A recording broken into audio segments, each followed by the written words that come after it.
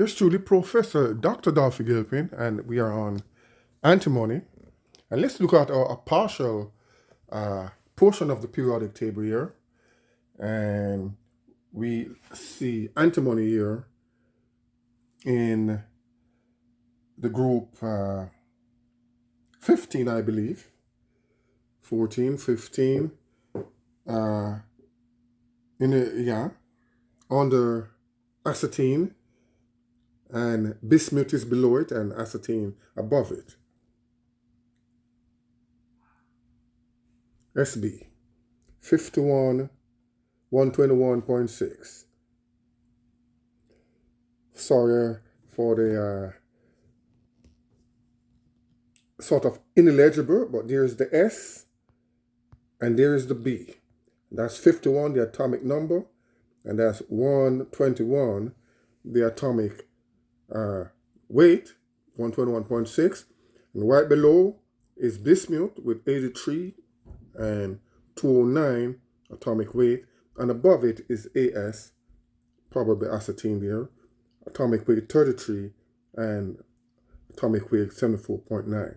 But we are on antimony. And as we said, it's derived from the old word stebium, and that's why we have SB and not AY. Stebium.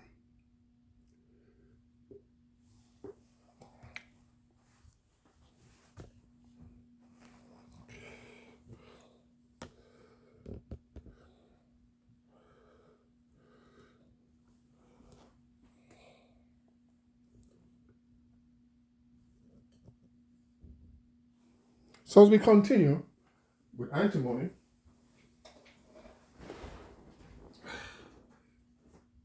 this will be Professor Dr. Dolphy Gilpin here.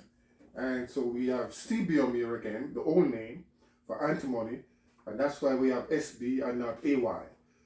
Antimony should have been like A and a Y, or some A and some other letter, dominant or recessive, but instead it is SB for the old word is used, which is stebium, which is the S and the B.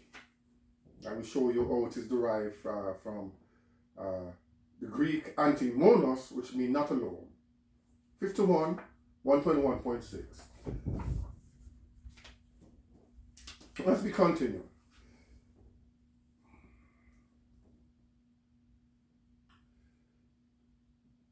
And as we say, if to remove antimony from the body, it's very toxic, can cause long-term exposure, as we said, can cause bronchitis, chronic bronchitis, chronic emphysema, and stomach pain, and diarrhea, and vomiting, and all of that. Those are symptoms from long-term exposure.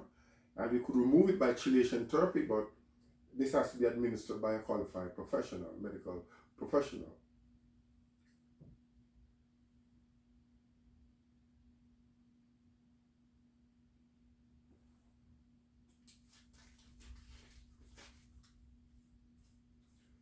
Okay, we have some reaction here. We have some very explosive, violent reaction with antimony. SB react with the allergen family violently, so that SB plus fluorine or chlorine or bromine would give you violent reaction. Also with strong acids such as sulfuric acid, hydrochloric acid, and nitric acid. Those will give you some very strong, violent reaction.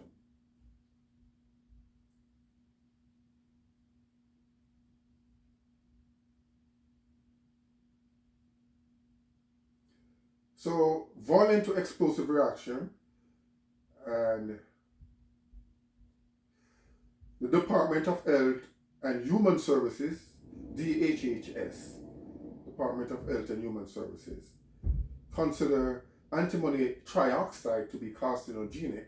That is, it can cause cancer in human.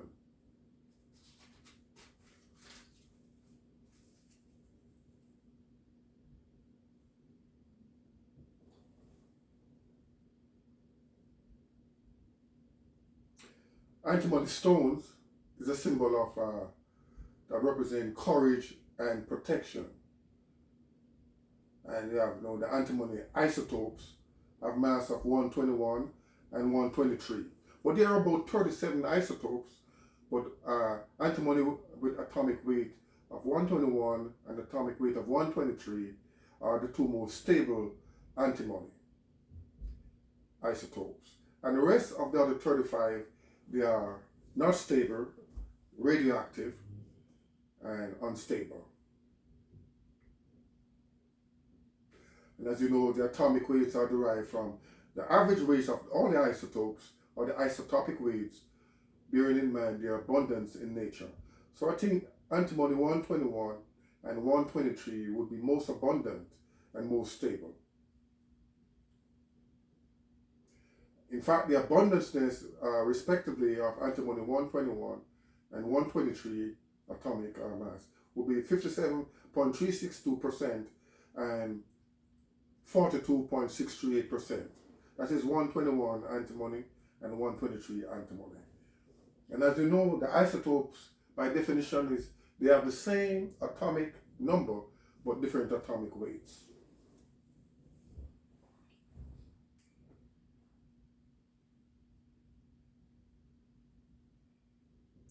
And this is you're seeing in the notes. I'm a little bit ahead of the notes. 37 isotopes, and 2 are stables. There were antimony 121, 123, and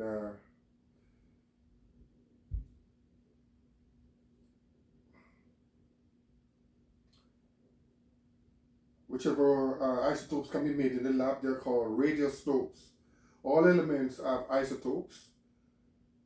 All elements have isotopes, it said. And all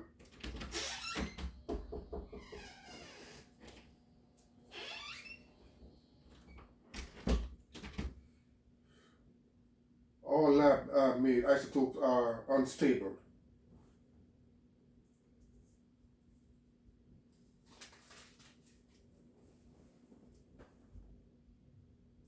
Antimony, SB, using the old name stebium, and the synthesized isotopes are called radiostopes, and they are unstable. About 35 of them, but 2 of them are stable: antimony 121 and antimony 123. Okay, that's just an introduction to antimony, and next time we want to show you the chemical reactions with antimony, and we have just introduced the explosive reaction with the halogen family, with antimony, bromine, chlorine, and fluorine. Violent reactions, and also violent reaction with acids such as sulfuric acid, hydrochloric acid, and nitric acid.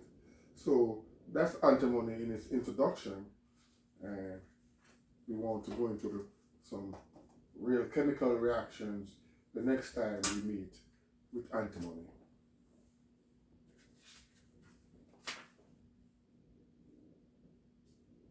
51, 121.6.